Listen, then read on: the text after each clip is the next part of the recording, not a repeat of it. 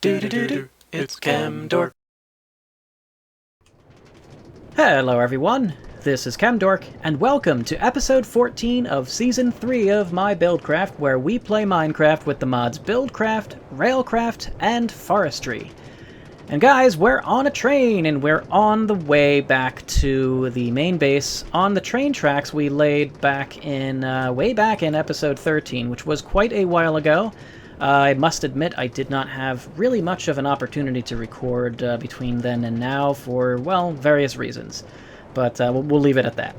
Anyway, in today's episode, we are going to continue to work with trains because we really have not yet scratched the surface even about what these things can do. Trains are pretty awesome, and, well, we're going to use this. We're going to use this line we just laid, last episode just laid, to build a, well, primarily it's going to be transport from here to the oil town, and it's going to transport me, but I'm also going to want to have some trains going that transport oil, items, that sort of thing.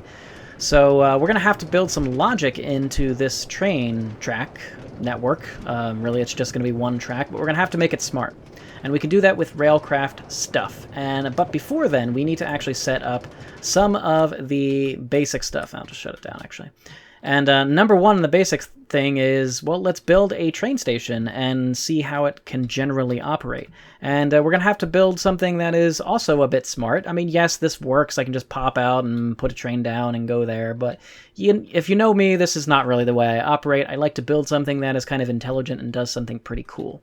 So as you see, I kind of built a little tunnel here, or at least the beginnings of a tunnel here, because I'm thinking the train station is going to be underground and outside my base, kind of like right over here. This is going to be the train station, kind of like right here.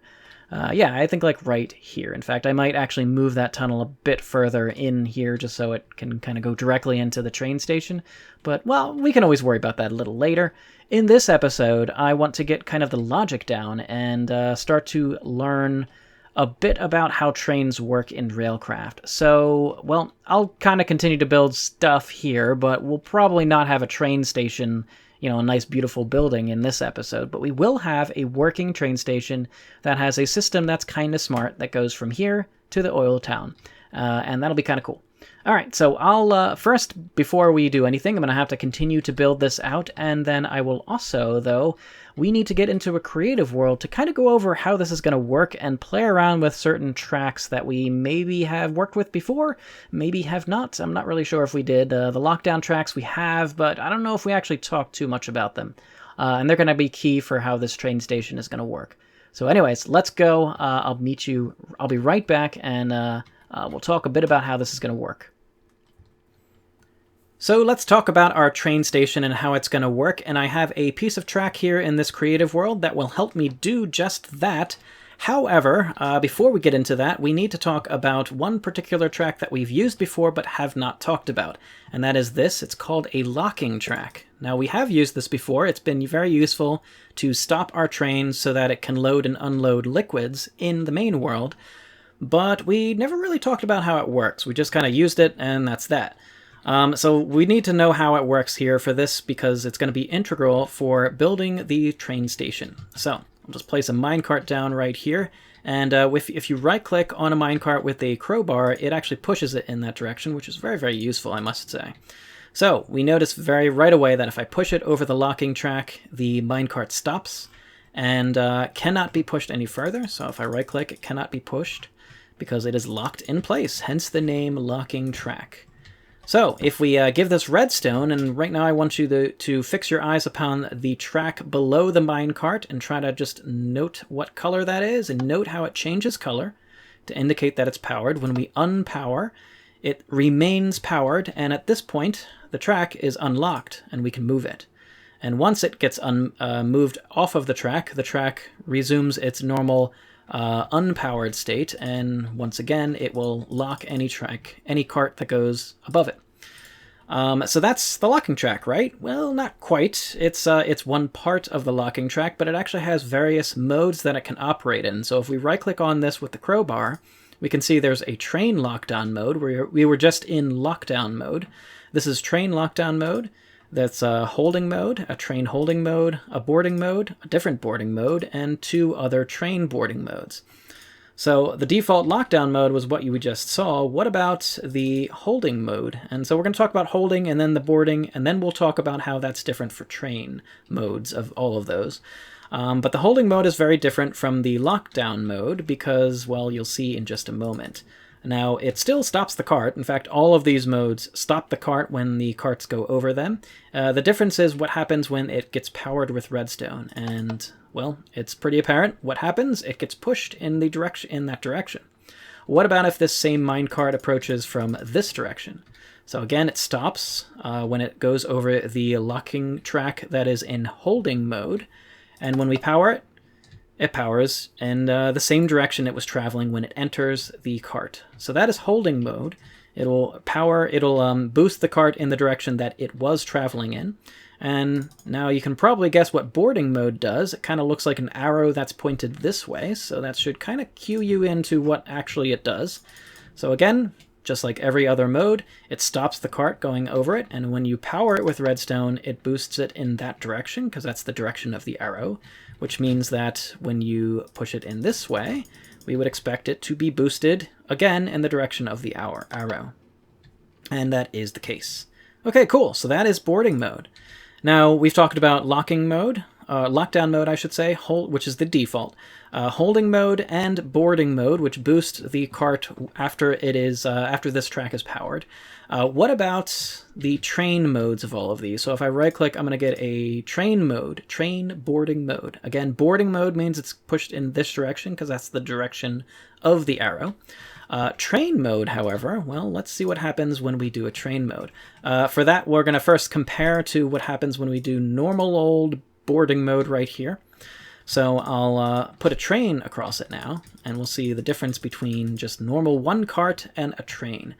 So I will briefly power this, and you'll see that what happens is it pushes it, but then when the next cart comes over it, when it's unpowered, it will stop it. And once again, I can boost that one too, and now it's fine. So train mode, well, you're probably going to guess what this one does too now that you've seen that, and now that you've seen my logic going into it. So if we push this train now, and we power it, now the whole thing gets pushed off, the whole train gets pushed off, and this remains powered for quite some time after. It's still powered, and it still will let any carts go by, but yeah, there you go. Finally, it goes unpowered.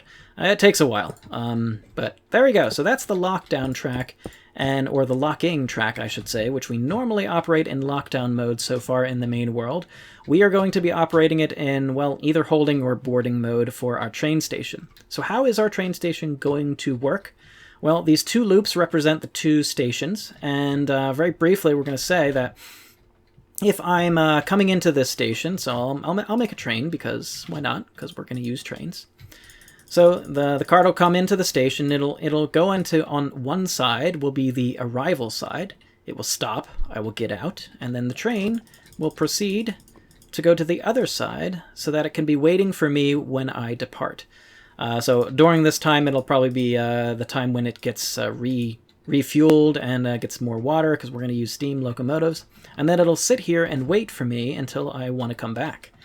The problem, however, is that I have two stations, so it's not always going to be the case where I will take the train to travel to one of the stations. I might walk to the next station, and at which point, well, there's no train here waiting for me, so that's a problem, right? So I want there to be two trains in this two-station setup. And again, that kind of means that we need to build in some logic, and some of the logic becomes apparent when we just kind of like go through what would happen. So if we took this train down to the other station, it will come in on the arrival side. I will be riding it, so it will stop.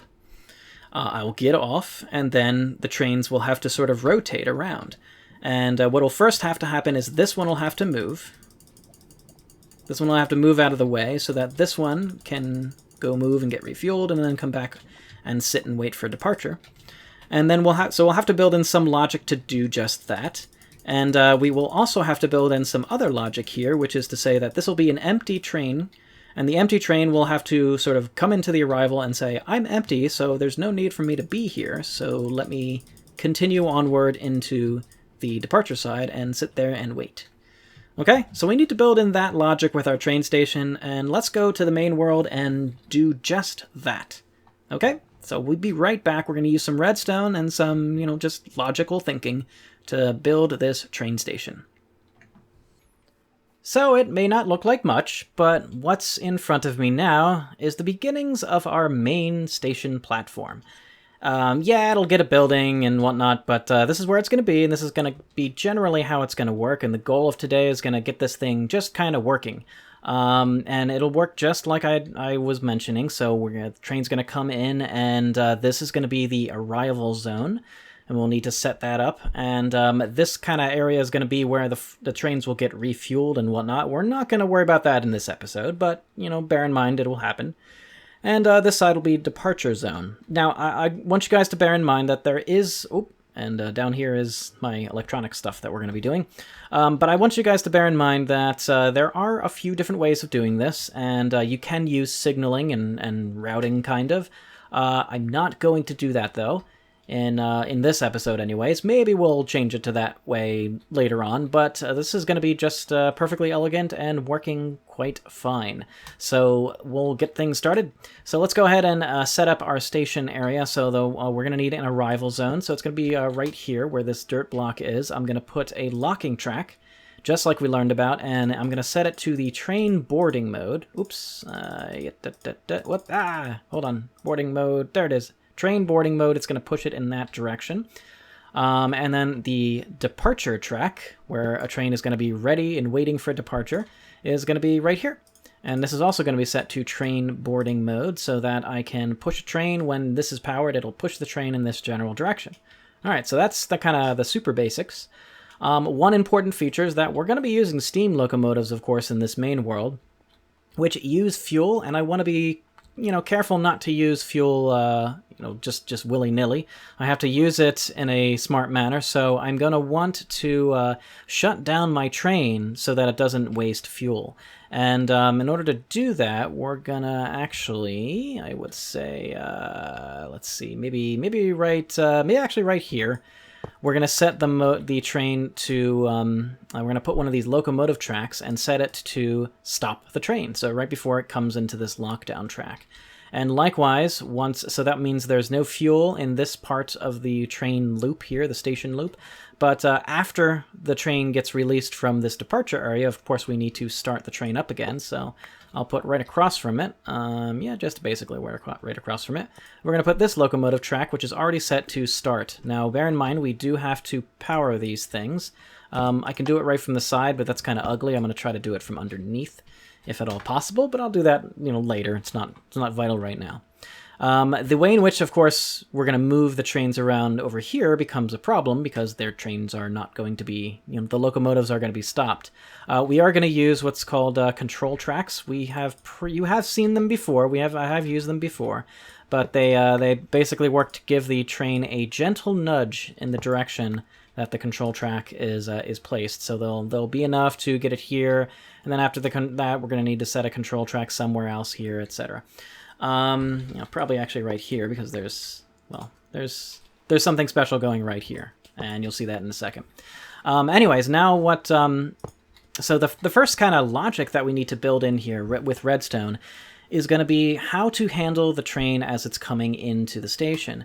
And by that I mean there are two different scenarios. We could either have a train with me in it, in which case, la la la la la, imagine I'm the train, I get shut down by this, and now I have no power to go on, but this control track just pushes me a little bit, and then I stop here. And then I get out, and then I'll actually just set it up where I push a button, and pushing the button releases the train from here, and it's allowed to go all the way over on this side. At the same time, what it'll do is release the train that was waiting here for me, and it'll have it start and go offward to the other station and wait.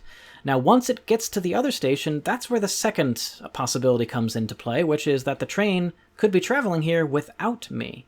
And so if the train doesn't have me on it, this whole cycle doesn't work, because the train will stop here and it'll be waiting here forever because no one's going to push that button.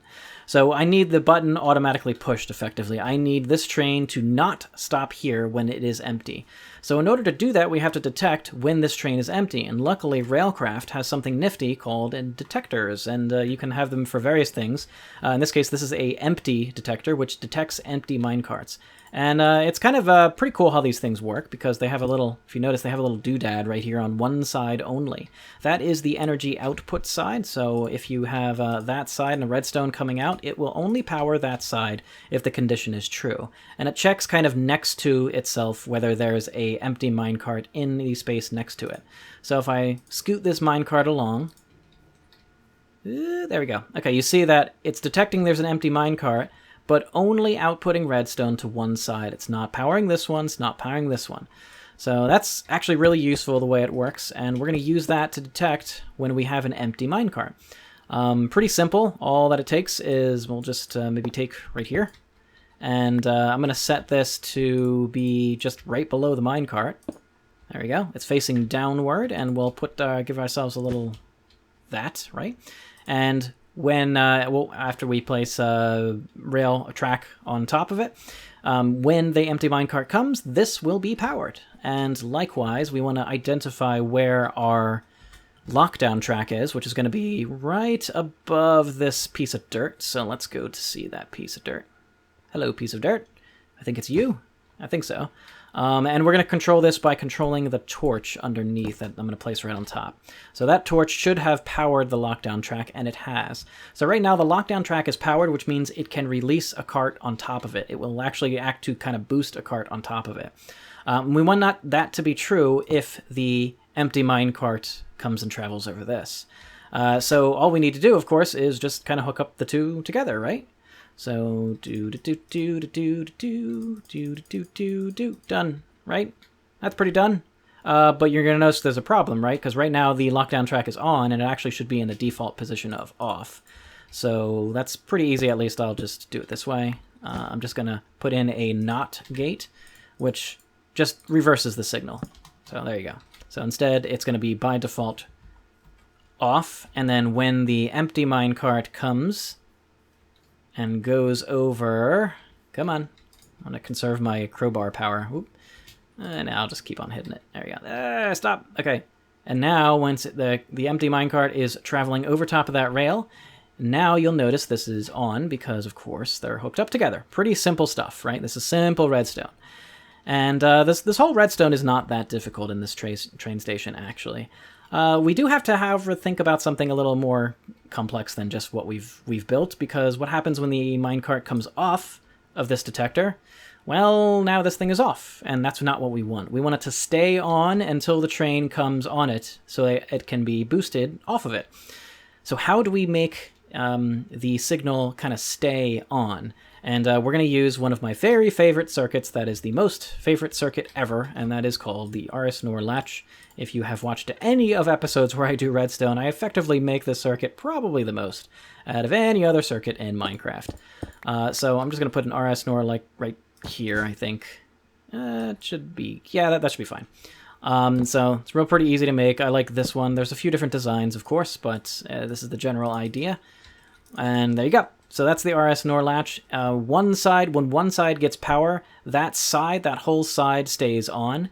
And then, so I'll show you. So if we, here you go, this simulates the cart going over. So cart goes over the track, this side stays on, which turns this on in the end, which will make this lockdown track powered. And then, well, then there you go. Then it's working just fine. There is, however, another problem that we have to factor in, is that once that happens, okay, the cart goes and passes through, and that's great, but this needs to turn off at some point. So how do we turn it off? Well, we have to power the other side of the RS NOR latch. Just once. We don't have to keep the power on there. But you notice, if I power it just briefly, it stays on. Just like if I power this side briefly, that stays on. So I just need to power this briefly. So how do we do that? Well, a nice, elegant, and simple way would be to use this little piece of track right here and put just a standard old detector rail. So if anything goes over this, it's going to just power it so that this stays off.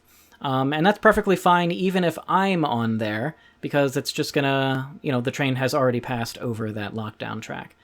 So I need to identify where this is now, which is just going to be 2 blocks ahead of my lockdown track, so it should be right there. And in this case, it's receiving a signal, and that signal is going to go... it's going to go meet up right with that. So that's 1, 2, 3, 4, 5, 6, 7, 8, 9, 10. That's perfectly fine. And yeah, that should be fine. Actually, that should be totally fine. So now what's going to happen? Let's go through the whole sequence of an empty cart. Come on, empty cart. You're going to be our little test subject. So we start off with the lockdown track in the... oops. Let's power this just to be fun. Okay, there we are. So we start off with the lockdown track in the off position. And we're going to push this thing around with a crowbar. This empty cart passes over the detector, switches that RS NOR latch. Now it's on. The cart comes over the detector, and it's still on. Keeps going, keeps going, keeps going. It's being pushed, it's on, and then this is powering this off. And since it's in a train boarding mode, I believe this is going to stay on for just a bit, and it should turn off, There it goes, okay. Yeah, because there's basically a delay for the train boarding mode. Effectively, that's how it works. It just has a delay on it. It gives it enough time for the train to pass through. And that's pretty much it. So, of course, that's not the entire setup for the track, but that is the first part of the train station. So I'll be right back, and we'll go through the rest of it. Here we are again. We'll continue and finish and complete our redstone wiring right now, and it's been kind of a heavy redstone episode, but I think it's pretty cool. We're going to learn a little redstone and make something kind of cool. So you'll notice that I put in a button.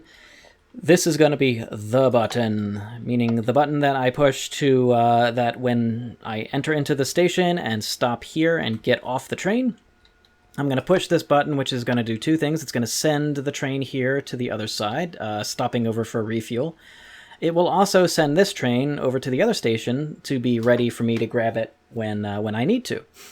And that's going to be great. So so the first order of business is to hook up this button to this lockdown track, because it needs to power this lockdown track, which, as you notice, is already powered. I set up this wiring, just vertical wiring, to power that piece of redstone sitting on the yellow wool right down here. And this lockdown track is powered because it's right now, I have this magenta wool sitting here. The motif I'm going for, by the way, is things that are green are logic gates, and things that are purple have something above them. So this doesn't fit with the motif, but this NOT gate will be, well, you'll see. It's going to have to be replaced in a moment, even though we just put it in place. So what's going to happen is when this redstone gets powered, I need to make sure this torch gets powered. So right now, if I just did this, that doesn't work. So I need to invert that signal, so I'll do that with a NOT gate right here. So right here, get rid of that redstone, and there you go. So that should be enough, so let's test it out. It's in the off state now. When I push the button, it goes on. That's pretty cool. Okay, that's cool. The other thing that needs to happen is that, well, I need to also turn this one on. So, well, the easy way to do that is just, let's just run the redstone right along here. And that should work just fine.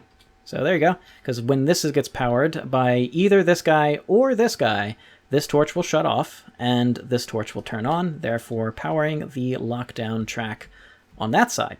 So let's test it out. So we should have this one go on and that one go on. So when I push the button, both turn on and then both turn off. Let's see it again. Both turn on, both turn off. One more time. Both turn on, both turn off. Cool.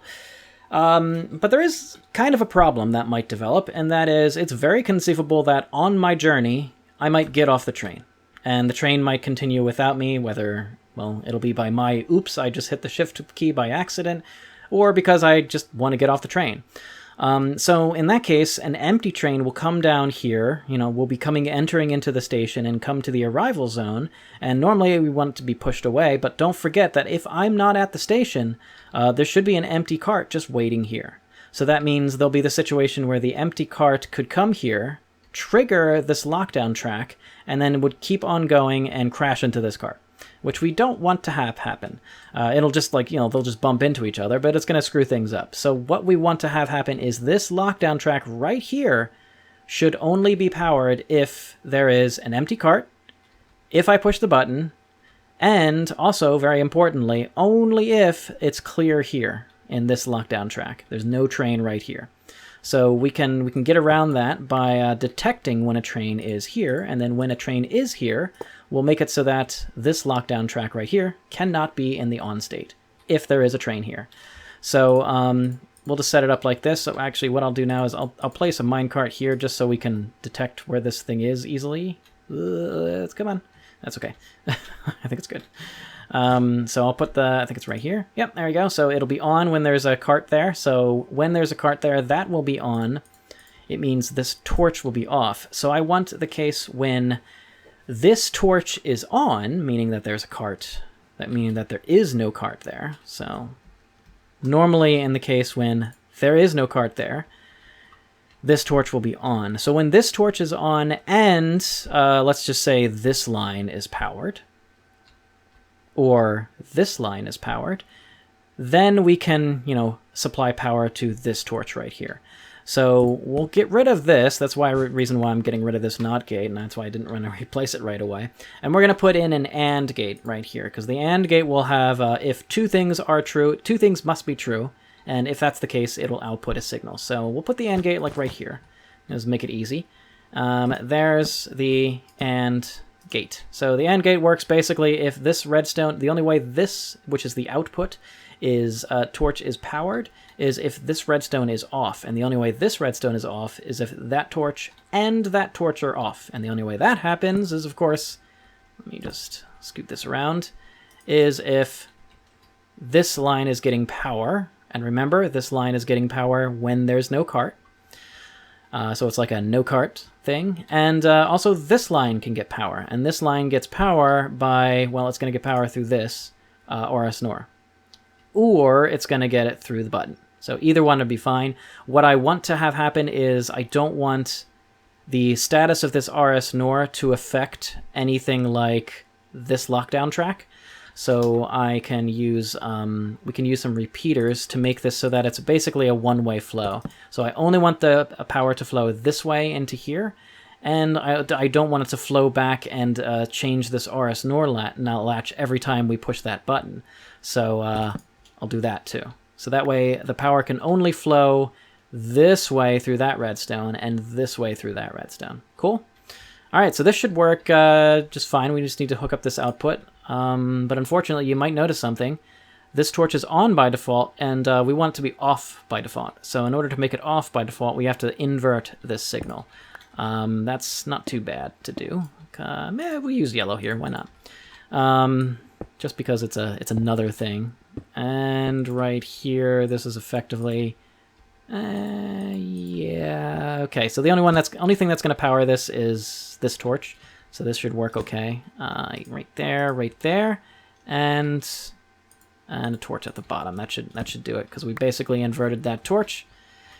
So we've inverted this signal. When this one gets power, that'll get powered, this will get turned off, and that'll get turned on. So this should work okay now. It should still work the same when I push this button. So when I push this button before, that one turned on and that one turned on. Still is the case. This one lags a bit because there is a delay. But when I have a cart here, it should not work. Yeah, see? That doesn't turn on. This one still does. And also, I should say, if I put an empty cart here, it should turn on the lockdown track. And if I put an empty cart here, just like we set up before, that turns it off. That's normal. But if there is a cart here, placing an empty cart right here should not turn on this lockdown track. And indeed it does not, until this one leaves. Yay! And what's actually pretty cool is, if this one is off, and there's an empty cart here, remember, this empty cart switches the RS NOR latch. So the RS NOR is still in that on position. So as soon as I get rid of this, this is going to get powered, right? The only way this is gets unpowered is that way. So pretty cool. Yeah, this should work just fine. So let's go ahead and test it out. So I need to set up my cart system, of course, but for now let's just make believe we're the train.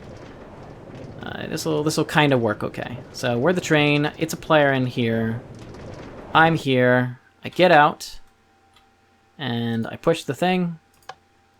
This thing gets powered. It gets pushed all the way over to this side. We need to give it some control circuits, but that should work okay. Come on, get there. And there you go. And then you know what? We need to do this with an actual train. So let me come back and do an actual train. I'll put in some control tracks as well, and we'll give it a whirl. All right, I'll be right back. All right, we're ready to test this thing, and before I do though, I'm going to show you something kind of cool.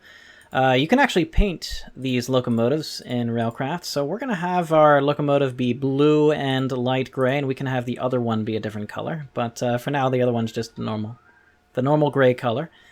And, well, let's see. We have the one locomotive there. Let's put this guy here, right in front of the lake, so I can actually power him up. And each train is going to have 3 cars: the anchor cart, the empty mine cart, and the train itself.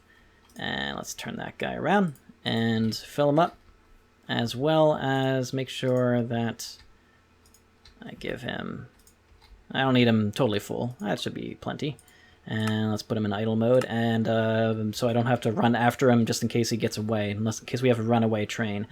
So this is empty right now. So being empty, what should happen is that, remember, the lockdown track should be powered. You might notice this looks a little barren because I did a little trial, and the shutdown of the train really slows things down. So I hope this works. If not, we'll have to figure out another way of doing it. But for now the logic is here, and the logic is sound. So this guy, when he's ready, he'll start going. That one's already warmed up and ready, so I'm going to see if this guy goes. What should happen is he should pass through the arrival zone and go right to the departure zone. So let's see. He's going. Switches that. This is powered, that's good. And now it's shut down, and I hope it's enough juice to power him along. I think so. Yep, it is. Okay, and right now it's sitting on that detector rail, which will become important very much later. And now what's going to happen is, and actually here we can try our runaway train scenario, which is, this is an empty cart. Normally it would go through the arrival zone, but if we have it running here and I don't get in, this should stop at the arrival zone because of the logic we built in just a moment ago. Okay, it goes here. This is not turning on, and it's not turning on because that is on. Cool, and now if I hit this button, both should go. This will go first, but remember we have the logic built in so that when I hit this button, this train is not powered because there is a train here. But remember, the empty train passed over this guy, and the RS Nor right below here is still in a state of wanting to turn on this lockdown track whenever it can. So once this train goes, then the lockdown track will turn on, and the train will go back into the departure. So it's going to work just fine. It's going to work beautifully. So here we go. We push that. This sits and waits until this thing leaves, and then once that leaves, this one goes. Ah, isn't that cool? That is so cool. And then as soon as this thing sits here, it's waiting for me to get in, and when I'm ready to travel, boom, it's time to go. And there you have it. The train station. The basic idea is still there, and well, let's see a collision. I don't think these things explode, but well, let's see. No, it doesn't. Okay, that's good. That's really good. All right, cool. All right, guys, that's it, and I hope you had fun in this episode and learned a little bit of something about Redstone and about how I'm going to have these trains work. So now I'll try to build something a little nice there, and I'll also build the train station in the same logic you saw in the other train station, and we'll be off to races. We'll be good to go, and then I will see you in the next episode. So thanks for watching, guys. See you in the next one, and take care. Bye-bye now.